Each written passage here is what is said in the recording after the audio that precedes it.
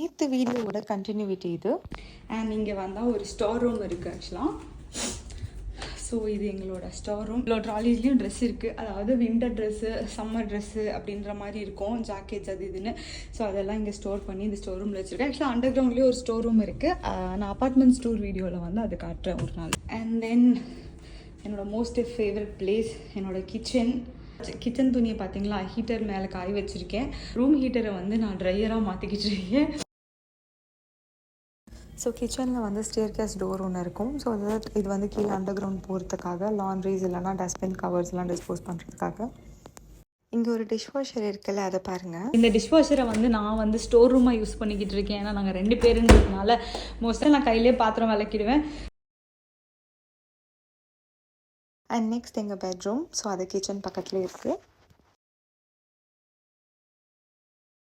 என்னங்க வீடு பார்த்தீங்களா, நல்லா இருக்கா? ஸோ இதுதான் என்னோடய வீடு ஸ்வீடனில். அண்ட் இந்த வீடு ஏன் எனக்கு ரொம்ப ஸ்பெஷல், ரொம்ப பிடிச்ச வீடு அப்படின்றது நான் பார்ட் 1லே சொல்லியிருந்தேன் என்ன ரீசன்னு சொல்கிறேன்னு. ஸோ மெயினாக வந்து இந்த ஹால் அண்ட் கிச்சன் தான். அதாவது ஹால் வந்து கிச்சன் வீட்டை கொஞ்சம் செப்பரேட்டாக இருக்குது. இப்போ வர வீட்டிலலாம் பார்த்தா ஸ்டுடியோ அப்பார்ட்மெண்ட் மாதிரி ஹால் கிச்சனும் ஒன்றா இருக்கும், அதுதான் மெயின். ஸோ இது வந்து வாஷ்ரூம். ஸோ இது என்ட்ரன்ஸ்லேயே இருக்கும், பட் நான் லாஸ்ட்டாக காட்டலான்னு சொல்லி காட்டினேன். ஸோ வாஷ்ரூம் வந்து எப்படி இருக்கும்னா, அந்த என்ட்ரன்ஸ் ஆஃப் ஹால்னு சொல்லுவோம்ல, அந்த ஏரியாவில் இருக்கும். ஸோ நான் வந்து என்ட்ரன்ஸ் ஆஃப் ஹாலில் வந்து லைக் ஒரு டெக்கரேஷன் மாதிரி எங்கள் ஃபோட்டோஸ் எல்லாம் போட்டு வச்சுருப்பேன். ஸோ அங்கேருந்து பார்த்தோம்னா கட் பண்ணால் living room. This is my most favourite spot.